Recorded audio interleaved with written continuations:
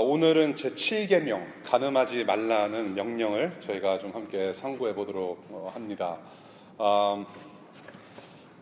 이번 주 이 계명을 가지고 말씀 준비하면서 한 주간 마음이 좀 상당히 무거웠습니다. 혹시 아시는 분들은 아시겠지만 한국에서 왕성히 활동을 하던 청소년 사역자의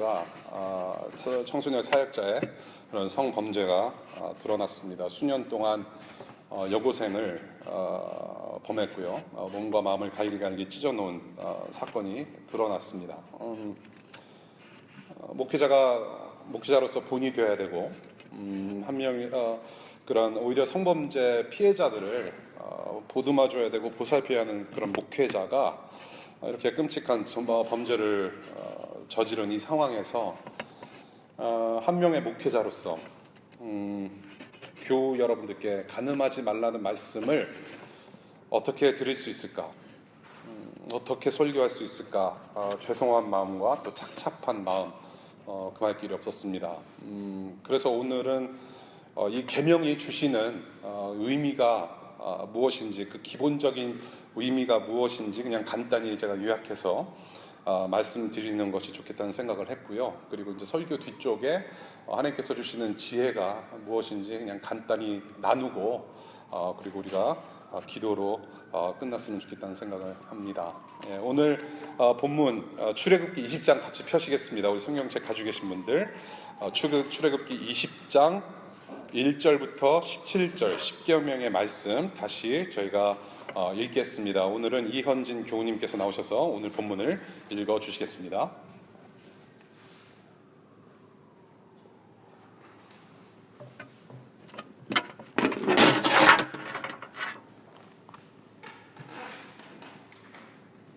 네, 말씀 읽도록 하겠습니다.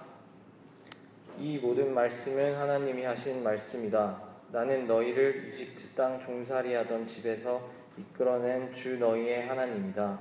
너희는 내 앞에서 다른 신들을 섬기지 못한다. 너희는 너희가 섬기려고 위로 하늘에 있는 것이나 아래로 땅에 있는 것이나 땅 아래 물속에 있는 어떤 것이든지 그 모양을 본떠서 우상을 만들지 못한다. 너희는 그것들에게 절하거나 그것들을 섬기지 못한다. 나 주 너희의 하나님은 질투하는 하나님이다. 나를 미워하는 사람에게는 그 죄값으로 본인뿐만 아니라 3, 4대 자손에게까지 벌을 내린다. 그러나 나를 사랑하고 나의 계명을 지키는 사람에게는 수천 대 자손에게 이르기까지 한결같은 사랑을 베푼다. 너희는 주 너의 하나님의 이름을 함부로 부르지 못한다. 주는 자기의 이름을 함부로 부르는 자를 죄 없다고 하지 않는다. 안식일을 기억하여 그 날을 거룩하게 지켜라. 너희는 엿새 동안 모든 일을 힘써 하여라. 그러나 일의 날은 주 너희 하나님의 안식일이니 너희는 어떤 일도 해서는 안 된다. 너희나 너희의 아들이나 딸이나 너희의 남종이나 여종만이 아니라 너희 집 짐승이나 너희의 집에 머무르는 나그네라도 일을 해서는 안 된다. 내가 엿새 동안 하늘과 땅과 바다와 그 안에 있는 모든 것을 만들고 일의 날에는 쉬었기 때문이다. 그러므로 나 주가 안식일을 복주고 그날을 거룩하게 하였다. 너희 부모를 공경하여라. 그래야 너희는 주 너희 하나님이 너희에게 준 땅에서 오래도록 살 것이다. 살인하지 못한다. 간음하지 못한다. 도둑질하지 못한다. 너희 이웃에게 불리한 거짓 증언을 하지 못한다. 너희 이웃의 집을 탐내지 못한다. 너희 이웃의 아내나 남종이나 여종이나 소나 낙이나 할 것 없이 너희 이웃의 소유는 어떤 것도 탐내지 못한다. 함께 기도하겠습니다. 하나님 아버지, 저희들에게 십계명을 허락하셨고 이 땅에서 우리가 하나님 나라의 백성으로 살아가는 동안에 우리가 반드시 지켜야 할 덕목이 무엇인지 오늘도 주님께서 주시는 계명으로 상고해 보도록 합니다. 하나님, 이 시간에 간음하지 말라는 계명을 우리가 살펴볼 때에 하나님, 여기에 어린 영혼들이 앉아 있습니다. 하나님께서 성령의 감동 감화로 또한 성령께서 주시는 지혜로 우리 어린아이들이 잘 듣고 배울 수 있게 하시며 또한 그것을 앞으로 우리 부모님들이 설명을 할 때에 성령 하나님의 충만하심으로 인도받아 하나님 나라 백성들로 세워져 가는 그런 귀한 교육의 교훈이 될 수 있도록 또한 주님 터치하여 주시기를, 인도해 주시기를 간절히 기도합니다. 하나님 아버지, 이 세상에 수많은 사람들이 육체적으로 또한 영적으로 정신적으로 많은 피해를 입고 있습니다. 그들을 지금도 기억하시는 하나님인 줄로 믿습니다. 하나님, 그러한 사람들을, 그러한 영혼들을 향하여서 저희들 도움의 손길, 위로의 손길, 우리가 그들을 섬기는 마음 우리에게 가득 부어주시기를 또한 기도하며, 하나님, 바라옵기는 이 예수 그리스도의 복음이 하루속히 저 땅끝까지 전해져서 우리 주님께서 속히 오시기를 간절히 기도합니다. 이 죄악된 세상 주님 불쌍히 여기시고 주님 뜻을 이루소서. 모든 영광 주님께 올려드리며 예수님 이름으로 기도합니다. 아멘. 오늘 계명은 여러분들께서 읽으신 본문 14절의 말씀에 해당하는 명령입니다. 간음하지 말라. 이웃사랑을 실천하는 데 필요한 하나님 나라 백성들의 덕목 중 하나라고 말씀을 하십니다. 이 계명이 의미하는 세 가지 교훈을 우리가 함께 나눠보도록 합니다. 첫 번째, 남의 아내나 남편을 범하지 말라는 말씀입니다. 우리가 7계명을 접할 때 결혼한 부부들과 아직 결혼하지 않은 분들 모두에게 해당하는 계명으로 우리가 그렇게 생각을 합니다. 기혼자는 바람피지 말고 미혼자는 혼전 순결을 지켜야 한다라는 말씀으로 우리가 주로 생각을 합니다. 다 맞는 얘기입니다. 기혼자에게나 미혼자에게나 두루 적용할 수 있는 하나님의 계명입니다. 그러나 이 계명의 1차적인 명령은 결혼을 이미 한 기혼 남성들 그리고 기혼 여성들에게 주시는 말씀입니다. 그 이유를 제가 크게 두 가지로 들어드립니다. 간음, adultery라고 하는 단어는 주로 결혼한 사람들이 부도덕하게 저지르는 성적 관계를 의미합니다. 그 당시 이 지금 10계명이 내려졌던 당시에는 이 혼인 관계 속에서 아내라는 개념이 지금의 우리의 개념하고는 약간 다른 부분이 있습니다. 아내라고 하는 개념은 남편의 소유 재산을 의미했습니다. 그래서 남의 아내 혹은 남의 아내를 범한다라는 것은 남의 재산에 손을 댔다라는 의미가 있습니다. 그래서 남의 소유인 아내를 범하는 개념 안에서 간음이라는 단어를 사용한 것입니다. 남의 소유인 아내 혹은 남편을 육체적으로 관계 맺어서는 안 된다라는 그런 교훈을 우리가 이 계명을 통해서 보게 되고요. 두 번째 이유, 왜 기혼 남성과 여성들에게 주시는가? 잠시 후에 저희가 조금 더 깊이 우리가 살펴보겠지만 이 혼인 관계라고 하는 것은 언약의 관계라고도 합니다. 언약 관계. 그래서 간음의 죄를 범하면 이 언약이 깨지기 때문에, 하나님께서 세우신 언약이 깨지기 때문에 간음하지 말라라는 의미가 있습니다. 즉 거룩하신 하나님 앞에서 거룩한 약속을 지켜나가는 부부의 사이를 갈라놓는 죄이기 때문에, 그 죄를 범하는 것이기 때문에 간음하지 말라고 하시는 것입니다. 이것을 기혼자들에게 말씀하시는 부분이라고 봅니다. 살인하지 말라. 지난주에 저희가 배웠습니다. 살인하지 말라. 살인하지 말라는 6계명처럼 저희가 오늘 7계명을 대하면서 육체적으로 나는 성적인 관계를 맺은 적이 없기 때문에, 혹은 바람핀 적이 없기 때문에, 혹은 나는 행위로 내 정결을 지켰기 때문에 나는 7계명을 잘 지키고 있다라고 생각할 수 있지요. 그런데 사람이라고 하는 것은 생각이 있고 마음이 있습니다. 마음이라는 게 있고 생각이라는 게 있어요. 성욕의 대상을 다른 사람에게 둘 수 있는 인간의 죄악된 내성이 있다라는 것이죠. 마음과 생각으로 충분히 다른 혼인관계에 있는 남녀 기혼자들을 범할 수 있다는 것입니다. 이것을 예수님께서 마태복음에서 확대 해석하십니다. 이 문제를 예수님께서 말씀하시면서 조금 더 넓게 풀어서 말씀을 하세요. 그 말씀을 우리가 마태복음에서 같이 한번 봤으면 좋겠습니다. 마태복음 펴실까요? 마태복음 5장의 말씀입니다. 5장 27절과 28절의 말씀을 보겠습니다. 5장 27절 28절 간음하지 말아라 하고 말한 것을 너희가 들었다. 그러나 나는 너희에게 말한다. 여자를 보고 음욕을 품는 사람은 이미 마음으로 그 여자를 범하였다. 그래서 오늘 지금 7계명에서 주시는 첫 번째 교훈은 남의 남편과 남의 아내를 육체적으로 범하지 말라라는 교훈과 함께 두 번째로 저에게 주시는 교훈은 마음으로도 범하지 말라라는 말씀을 주세요. 누구를 통해서? 예수 그리스도를 통해서. 마음으로 음욕을 품는 사람은 다 이미 그 여자를 범한 거라고 말씀을 하세요. 이 말씀은 단순히 남자들에게 하시는 말씀이 아니에요. 여자들에게도 동일하게 남성을 범하지 말라라는 말씀을 주시는 것이죠. 또한 이 계명은 기혼자들 사이에서 발생하는 문제이니까 미혼인 나는 괜찮다라고 생각하면 안 된다라는 것입니다.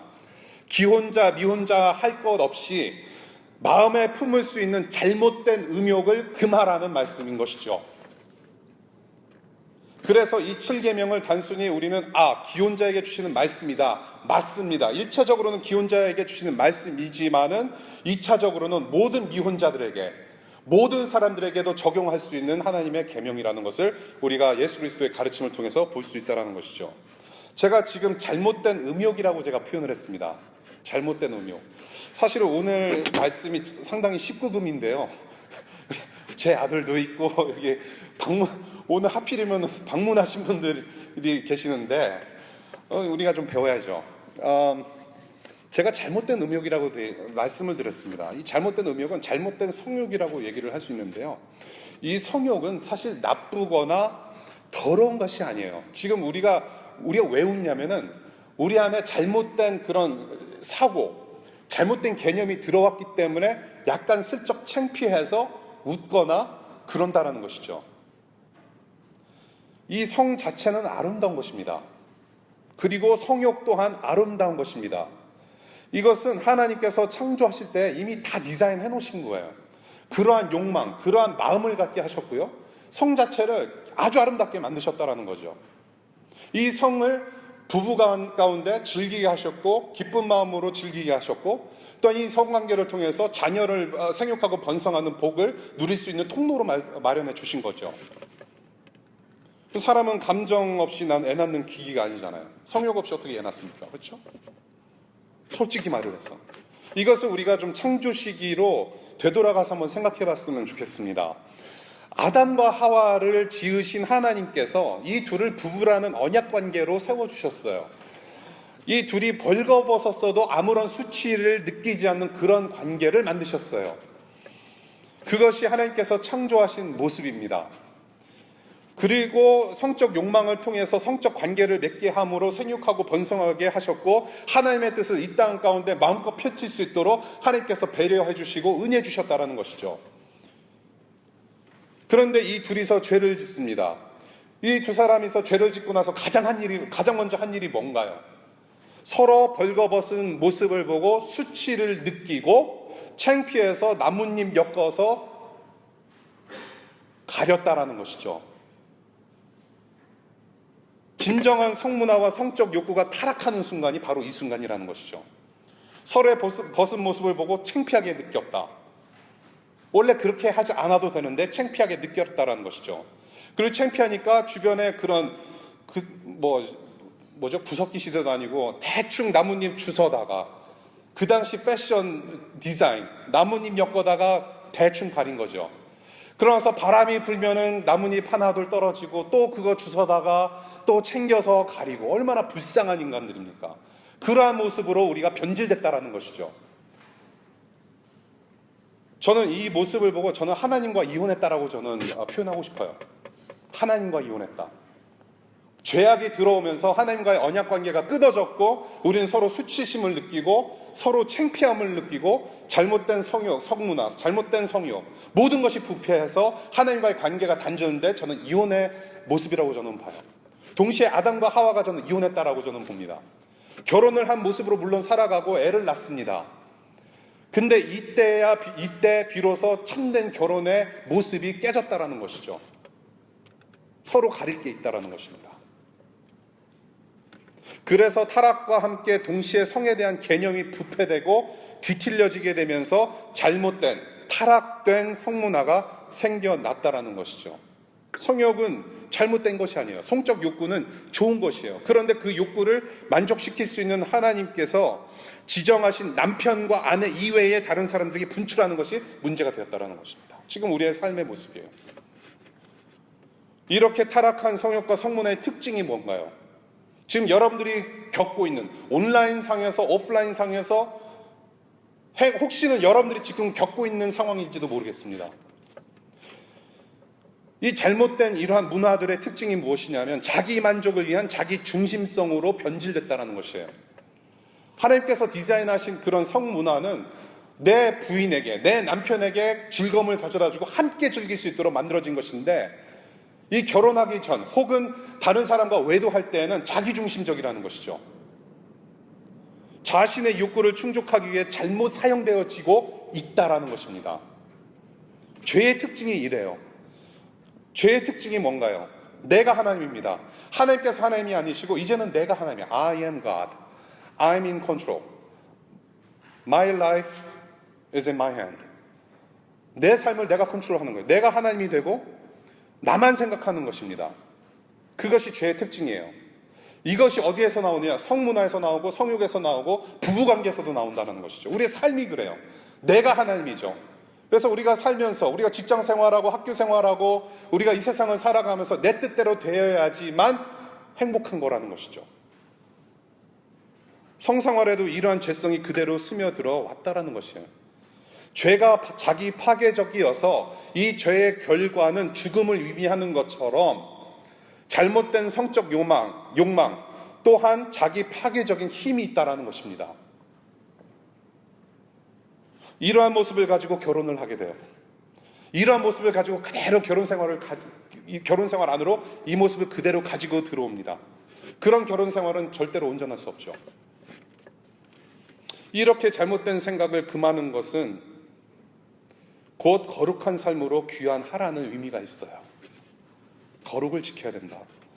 내가 느끼는 모든 잘못된 성적 욕구를 억제하고 이 세상에서 가져다주는 모든 그런 죄악된 그러한 것들을 억제하고 절제하며 하나님의 디자인하신 바대로 사용하려면 모든 음란한 것들, 내 말초신경을 자극해서 죄를 짓게끔 하는 모든 것들을 떠나야 된다. 그리고 영적으로 육적으로 거룩을 추구하라는 것 또한 이 계명에서 의미하고 있다는 것을 오늘 계명에서 배우게 되는 것입니다.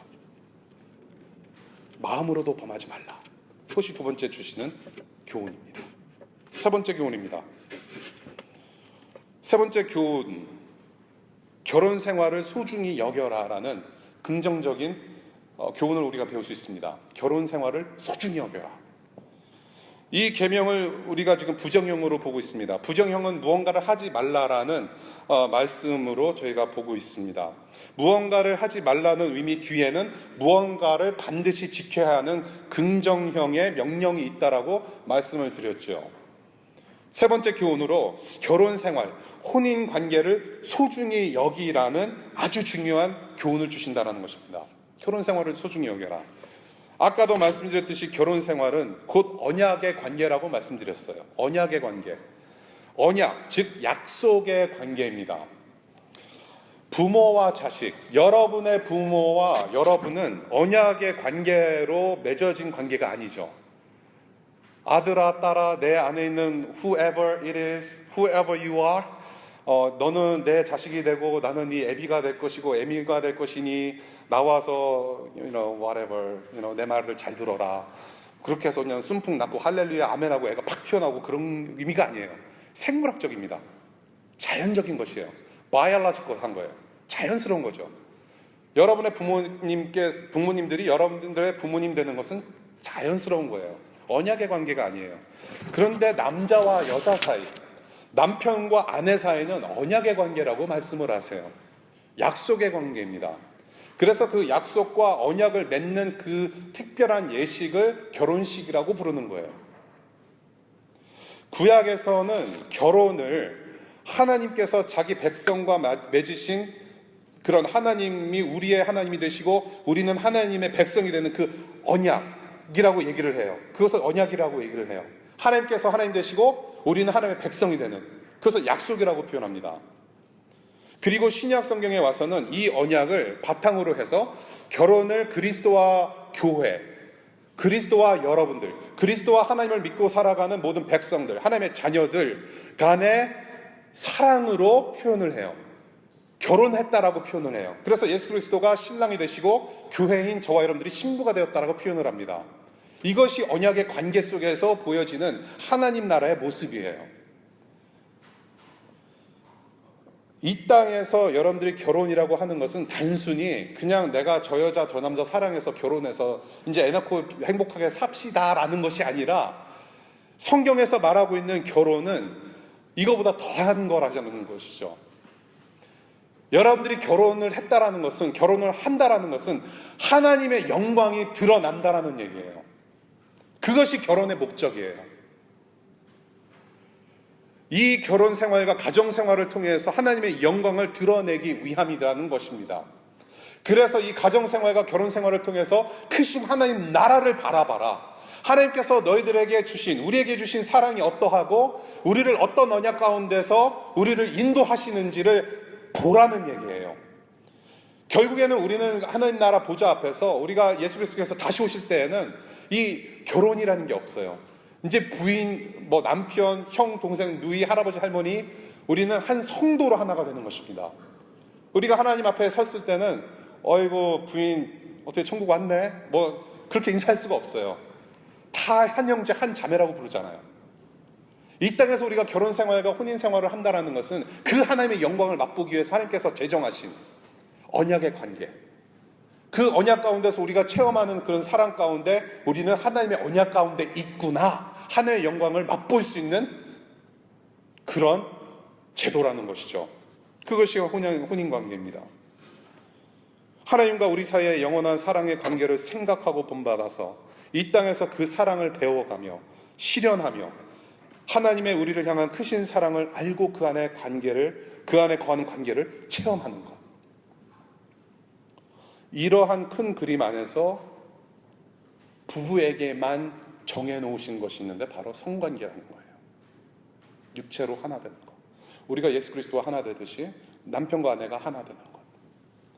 성적인 관계와 그 관계 속에서 누리는 즐거움과 기쁨은 오직 남편과 아내라는 혼인관계, 언약관계 안에서만 누릴 수 있도록 하나님께서 제정하신 것인데 이것을 어기면 안 된다고 말씀하시는 거예요. 반대로 결혼의 관계가 간음 때문에, 이러한 잘못된 성관계 때문에 내 안에 내 남편이 아닌 사람과 성적인 관계로 인해 깨진다면 언약의 관계가 깨어지고 이것은 하나님께서 원하시는 것이 아니라는 겁니다. 하나님과의 관계 또한 정상적일 수 없다는 것을 가르쳐 주시는 거예요. 하나님의 눈에는 상당히 진지하게 다뤄줘야 되는 이슈라는 거죠. 또한 건강한 결혼 생활이라는 그런 올바른 언약 관계 속에서 자녀가 출생합니다. 자녀가 무엇을 보고 배우겠습니까? 올바른 부부 생활을 보고 자랍니다. 자녀들까지도 부모의 모습이 그대로 전달돼요. 부모의 모습이 참된 결혼의 의미가 무엇인지 그대로 전달이 된다는 것입니다. 그 무시할 수 없는 중요한 일이죠. 중요한 내용이죠. 지금 현대사회 보세요. 얼마나 힘든 가정 많습니까? 궁극적으로 이 결혼 생활의 목적, 저는 거룩이라고 표현하고 싶어요. 팀 켈러가 결혼을 말았다라는 책에서 저희 교회 이제 우리 기혼 커플들이 오시면 제가 선물로 한 권씩 드리는 책이 있습니다. 결혼을 말하다. 여러분들 혹시라도 여건이 되시면 책을 좀 사서 보셨으면 좋겠어요. 기혼자는 물론이고 우리 미혼자들, 우리 싱글들 미리 공부해 놓으시면 참 좋을 것 같습니다. 책이라고 하는 것은 왜 있을까요? 사라고 있습니다. 옷을 팔더라도 책은 사서 읽으시면 좋아요. 결혼 생활의 목적을 우리 친구들하고 얘기했을 때 우리 행복해지기 위해서, 사랑하니까 여러 가지 이유를 들을 수가 있죠. 그런데 결혼 생활의 목적은 거룩이 맞습니다. holiness. 예수 닮아가는 그런 하나님의 백성의 거룩을 이루어가는 과정 안에 있는 남녀가, 성도들이 예수 그리스도를 닮아가는 그런 거룩을 추구하는, 거룩을 향해서 뛰어가는 성도 남녀가 만나서도 추구해야 되는 목적은 거룩이라는 거예요. 다른 목적이 없어요. 하나님과의 언약 안에서 백성들이 거룩하게 변화되는 과정 속에 있는 남녀가 한 쌍을 이루어서 서로만을 사랑하고 또 함께 거룩을 이루어가면서 영원한 신랑 되시는 예수와 연합하게 되는 그 결혼의 아름다움을 맛볼 수 있다는 것이죠. 그것이 결혼 생활에 그 안에 있다는 것입니다. 거룩이에요. 거룩이에요. 이러한 언약적인 의미가 담겨져 있는 것이 결혼이고 이 결혼 생활을 소중히 여기라는 말씀을 하시는 거예요. 거룩. 흠없는 신부로서, 아무런 흠이 없는 신랑으로서 혼인 관계를 맺어가고 그 안에서 하나님과 우리 사이에 맺은 언약을 생각하고 그 하나님의 사랑을 영원히 느끼며 살아가는 그런 하나님 나라의 모습, 거룩한 모습. 저는 우리 미혼 교우님들이나 기혼 교우님들 모두 저는 이 문제 진지하게 생각해야 된다고 생각합니다. 우리가 추구하는 것은 거룩입니다. 하나님 앞에서 또한 교회의 신랑이라 하시는 예수 그리스도 앞에서 정결한 백성들로 세워지는 것이 저와 여러분들 모두의 목표입니다. 다른 목표 없습니다. 하나님 나라 성도들의 목표는 무엇입니까? 마스터 디그리 따고 PhD 따고 $100,000 셀러리 연봉 프로모션 받고 그거보다 더 위대한 사명이 우리한테 있어요. 거룩을 추구하는 것입니다. 저와 여러분들의 인생의 목적은 딱 하나예요. 예수 그리스도 닮는 것. 여러분들이 무슨 공부를 어떻게 하고 어떤 학위가 있고 어디에서 어떤 직장에서 무슨 포지션을 갖고 일하든지 물론 그것도 중요합니다만 우리의 궁극적인 우선적인 삶의 목적은 예수님을 닮아가는 것이죠. 그 예수님을 닮아가는 목적을 가진 남자와 여자가 만나서 궁극적으로 함께 추구하는 것은 또한 예수 그리스도 닮아가는 거룩이라는 것이죠. 우리는 이 거룩이라는 문제를 이 시대에 살아가면서 진지하게 생각했으면 좋겠습니다. 이 목표를 이루어가면서 사실 쉽지 않죠. 우리 좀 인생 많이 사신 우리 남궁 선생님들, 선생님 네 분, 그리고 여기 오늘 오신 분들, 자녀가 있는 우리 기혼자들은 조금 더 많이 알 수 있을 것 같아요. 막상 사랑해서 결혼을 했는데 이게 아니네. 예, 살짝 이렇게 웃으시기도 하고 저도 마음에 막 따끔따끔해요. 예, 여러분들 우리 요즘 싱글들 많이 앉아 계시거든요. 빨리 환상 버리셔야 돼요. 예, 뭐 아내가 이렇게 윈도우를 확 활짝 열어주고 햇살 받으면서 아침을 먹고 커피를 그거 아니에요. 네. 딱 일어나면 눈을 딱 뜨면은 먼저 보이는 게 아내의 쌩얼, 그리고 입만 벌리면 나는 남자도 똑같아요. 그게 현실이에요. 이거 자꾸 말이 길어지면 안 되는데 오늘 설교 짧게 하려고 그랬는데요.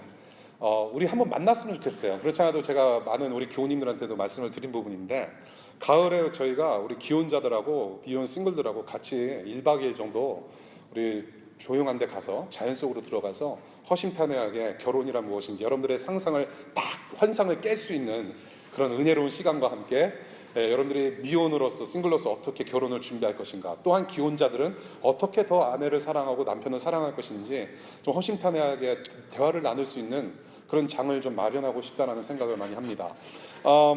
결혼, 서로 사랑했기 때문에 결혼을 했는데 막상 결혼을 하니까 현실이 그렇지 않아요. 맨날 싸우게 되고 티격태격, 저 여자가 저런 여자였어 막 놀라기도 하고, 놀라서 그냥 이거 막 금식 기도도 해보고 주님 이게 뭡니까? 그런 게 현실이에요. 정말로 결혼이라는 것을 생각해 보니까 이게 생각했던 거와 다르다라는 것이죠. 제가 그냥 딱 하나 말씀드릴게요. 결혼이라는 것은 우리가 흔히 생각하기로는 내가 저 남자 저 여자를 사랑했기 때문에 결혼했다라고 생각을 하기 때문에 문제인 거라는 것이죠. 저 여자 저 남자를 사랑했기 때문에 결혼했다라고 하는 게 문제예요. 중요한 것은 뭐냐면 앞으로 영원히 책임지고 사랑하겠다라는 의지적 헌신이 수반되어야 되는 것이 결혼 생활이라는 것입니다. 그것을 잊어요.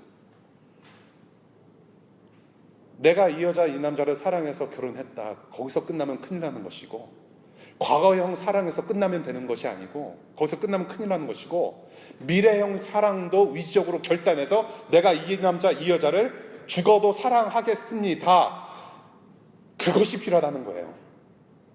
이 여자가 어떤 모습이 확 드러나든, 이 남자가 살면서 어떤 모습이 드러나든지 내가 그 연약한 모습까지도 품고 사랑하겠습니다라는 결단이 서는 것이 바로 언약의 관계이고, 그것이 결혼식이라는 거예요. 살다 보면은 이 사람 저 사람, 내가 연애했을 때는 못 봤던 부분인데 막 드러나기 시작해요. 변심했나? 그런 생각도 들어요. 그것은 변심이 아니에요. 연애할 때 잘 보지 못했던 부분이 같이 몸을 같이 부딪히고 살면서 드러나는 거예요. 디스커버 되는 거예요. 원래 있던 모습이 원래 있었는데 나타나는 거예요. 새로운 게 아니에요. 그럴지라도 내가 헌신적으로 사랑하겠다라는 언약의 관계라는 거예요. 그것이 결혼이에요. 거룩을 이루어가는 결혼 생활의 과정 속에 반드시 필요한 것은 예수 그리스도를 본받고 그분처럼 섬기며 보듬는 사랑의 노력이 필요하다는 거예요. 예수께서 희생하심으로 사랑하셔서 거룩함으로 인도하셨듯이 배우자를 위한 매일의 희생이 동반되어야 함께 거룩을 이룰 수 있음을 우리 기혼자들이나 미혼자들이나 명심해야 된다는 거예요. 그것이 복음으로 빚어지는 아름다운 부부 관계이고 가정 생활인 줄로 믿습니다. 미혼자들은 매일같이 예수 그리스도의 복음으로 섬김을 연습하시길 바랍니다. 제가 누차 말씀드리지만 여러분, 결혼 준비는 남자 만나고 여자 만나고 결혼식 결혼 날짜 잡고부터 시작이 아니라 지금부터 시작하셔야 돼요. 남편에게 혹은 아내에게 드려질 최고의 선물, 최고의 인격은 그날 만들어지는 것이 아니라 오늘부터 시작돼야 돼요. 인격이라는 것은 하루아침에 팍 바뀌질 않아요. 지금부터 예수 닮고자 하는 노력 가운데 내가 섬김을 일상화하고 그 섬김 가운데 내가 더욱더 예수 그리스도를 닮은 모습으로 내 아내 될 사람, 내 남편 될 사람 만나는 사람을 만나야 되는 것이에요. 우리 기혼자들 똑같습니다. 예전에는 노력하지 않았지만, 예전에는 내 남편, 내 아내 정말 이해하기 힘들었지만, 내가 그 아내를 바라보고 남편을 바라보는 그 사이에는 예수 그리스도께서 계심을 잊지 마시기 바랍니다. 그 예수가 우리가 본받아야 될 사람이에요. 그 예수가 아니면 우리는 사람 사랑하기 힘들어요. 오늘의 연습이 평생을 좋아합니다. 오늘 주님께서 주신 계명으로 3가지 간단히 나눠봤습니다. 첫 번째, 남의 아내나 남편을 범하지 말라. 두 번째, 마음으로도 범하지 말라. 세 번째, 하나님과의 언약을 기억하며 결혼 생활을 소중히 여겨라. 가정을 소중히 여겨라. 이렇게 3가지 봤습니다. 혹시라도 오늘 말씀을 여러분들이 들으시면서 혹시라도 여러분 중에 과거에 성적으로 실수하셨거나 잘못을 저지른 경험이 있으시다면 그 죄를 인정하시고 회개하시기 바랍니다. 우리 예수 그리스도 어린 양께서 그 죄를 다 씻으셨습니다. 다 씻으시고 여러분들을 새롭게 하십니다. 그것을 믿는 믿음으로 새 출발하시길 바랍니다. 그리고 앞으로는 그러한 실수나 그러한 죄악이 다시는 찾아오지 않도록 최선을 다해서 여러분들 조심하시기를 당부드립니다.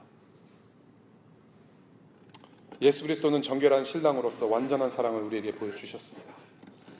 우리도 신랑 되신 예수께 정결한 신부로 세워져야 합니다. 그러한 여러분들 되시기를 간절히 축복합니다.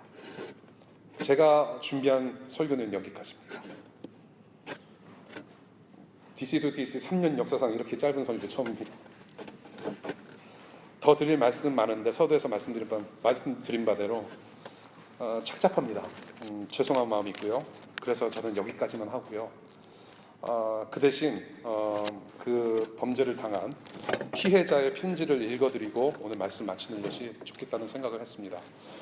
이 편지는 피해자의 설교이고 목회자가 아닌 여러분이 직접 만들어낸 설교라고 저는 생각합니다.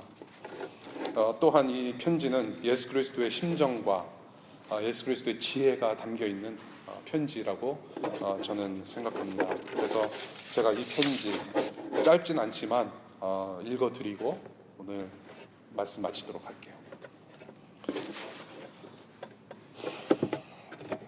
많은 사람이 왜 이제야 이 이야기를 꺼냈는지 궁금해한다고 들었습니다. 저는 보복 의도 없이 2007년에 있었던 유럽 여행에 대한 이야기를 들은 후 저와 같이 외로움 속에 아무에게나 말을 못하고 고통스러워하고 있을 아이가 있는 것 같아서 용기를 내어 인터뷰 요청에 응했습니다. 당사자로 저만큼 이 문제를 오랫동안 분석하고 생각한 사람도 없을 것입니다. 형사처벌은 제 개인의 보복만을 위한 길이지만 문제 해결 및 대책 방안을 만드는 것은 이 사회 모두를 위한 길이기에 모두에게 부탁드리려 글재주가 뛰어나지 않은 제가 이렇게 부탁의 글을 씁니다. 성직자 성 관련 스캔들, 성범죄 성추행 문제가 있는 사람이 단 한 사람뿐이겠습니까? 대한민국 뿐이겠습니까? 치료받는 과정에서 저와 비슷한 사례, 더한 경우를 보고 들었습니다. 더 어린 나이에 발생한 일일수록 한 인간이 더 기능을 못하는 정도로 상처 속에서 살아간다는 것을 목격했습니다. 한 목사만 드러난 것뿐이고 이 목사만 주목을 받은 것뿐입니다. 한 사람만 처벌하고 생매장해서는 궁극적으로 문제를 해결할 수 없습니다. 이 사회가, 교회 제도가 잘못된 문화와 인식이 성도들뿐만 아니라 성직자들까지도 성범죄에서 보호해주지 못하고 있습니다. 양쪽 다 보호해야 합니다. 문제의식이 끝난 것 같습니다. 형사처벌, 고소 절차 도와주시겠다고 손을 내미신 경찰분들, 변호사분들 정말 감사합니다만 제발 그 열정과 관심을 미래의 청소년들을 위한 해결 방안을 마련하는 데 쏟아주십시오. 1. 전국 학교에서, 교회 학교에서, 학원에서 그리고 어린이 청소년을 상대로 교육을 실시하고 있는 모든 기관에서 미성년자와 성인과의 위계관계, 위력관계에 대한 개념교육과 성교육을 학생, 교사 양쪽에 철저하게 의무화시켜 주십시오. 그리고 신고 제도도 의무화해 주십시오. 성범죄를 인지하고도 신고하지 않을 경우 처벌받게 해 주십시오. 미성년인 피해자가 안심하고 상담할 수 있는 곳이나 전화할 수 있는 시스템을 만들어 주십시오. 그 이유는 다음과 같습니다. 2004년 3월로 기억합니다. 고등학교 상담실에 찾아가 제 선에서 도저히 감당하기 힘든 일이 있어서 상담을 요청한다며 나이가 좀 있으신 심리학을 전공하셨다는 남자 선생님께 이 목사 신상은 공개하지 않은 채 사실을 털어놓았습니다. 아무런 도움을 받지 못했습니다. 사생활이라 생각했는지 그 교사는 알고서도 방관했습니다. 어른이 되어 생각해보니 이해가 가지 않습니다. 학교 교사가 미성년자인 학생이 성인과 성관계를 맺고 있는 사실을 알고 그것 때문에 괴로워서 빠져나오고 싶어 한다는 상담 내용을 들었다면 반드시 학생을 보호하고 그 성인을 신고해야 하는 교육법이 있어야 한다고 생각합니다. 그 당시 아무도 미성년자가 법적으로 보호받아야 한다는 개념을 가르쳐주지 않았고 안심하고 말할 수 있는 곳도 없었습니다. 청소년들은 어릴 때부터 가르침을 준 사람이 진심으로 사랑한다고 말하는 것을 들으면 이를 진심으로 믿을 수도 있지만 청소년을 대하는 많은 어른들 입장에서는 순수한 의도가 아닌 경우가 많습니다. 판단력이 약한 청소년의 의지와 상관없이 무조건 신고를 해야 합니다. 미성년자는 무조건 보호를 받는다는 법이 존재하고 그 용기 내어 신고했을 때 보호받을 수 있는 제도가 있다는 사실 자체를 교육해야 합니다. 그리고 또 그렇게 실제로 실행되어져야 합니다. 2. 대한민국 모든 신학대학교와 카톨릭, 불교를 비롯한 모든 종교 지도자 양성학교에서 학교 규정으로 위계관계에 대한 의식과 성범죄 의식 교육을 잘 정리된 커리큘럼으로 만들어 졸업 필수 과목으로 교육해야 합니다.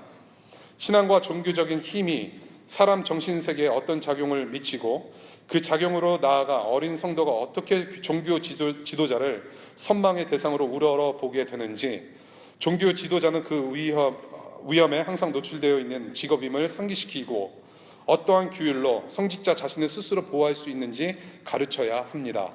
법의 정의, 개념에 대한 정의, 실제 사례 분석, 피해자들과 목회자 양쪽에 초래하는 고통 인식에 대한 롤플레잉 등 다양한 방법으로 성교육을 해야 합니다. 3. 제가 제 경험을 바탕으로 성직자 스스로를 보호하기 위해 생각할 수 있는 규율들입니다. 첫 번째, 빈방에 문을 닫아놓고 성도와 단둘이 있지 않는다. 2. 목회자는 절대로 성도에게, 특히 이성에게 안마를 요구하면 안 된다. 3. 목회자는 성도의 허벅지에 함부로 손을 올리지 않고 끌어안지 않는다. 특히 청소년 이성을 귀엽고 기특하다면서 정면으로 꼭 안거나 쓰다듬어서는 안 된다. 4. 청소년, 청년 사역자는 공부에 몰두하고 있는 학생 신분에 있는 청소년, 청년에게 공부를 가르쳐준다고 1대1로 만나자고 해서는 안 된다. 5. 청소년, 청년 사역자는 특히 경제활동이 없는 학생들에게 위로해준다며 1대1로 비싼 식사를 사주고 영화를 보여주는 등 제한을 할 수 없다. 6. 청소년, 청년 사역자는 청소년과 여럿이 아닌 단둘이 사적인 자리에서 교제할 수 없다. 7. 목회자는 휴식기라는 말을 이용하여 배우자를 제외하고 젊은 학생과 친밀하게 개인 여행을 다녀올 수 없다. 8. 목회자는 선교 여행이나 수련회에서 한 방에서 이성과 잠을 잘 수 없다. 9. 목회자는 이성과 1대1로 상담할 수 없으며 부인이나 다른 이성 사역자와 동행해서 상담을 실행한다. 10. 차 바로 옆자리에 이성을 태우지 않는다. 11. 목회자는 여대생들, 여청소년들에게 개인 비서를 강요해서는 안 된다. 12. 목회자는 선교지나 수련회 등 모든 단체 여행을 수영장 있는 곳으로 정해서는 안 되며 청소년이나 대학생과 수영복으로 즐겨서는 안 된다.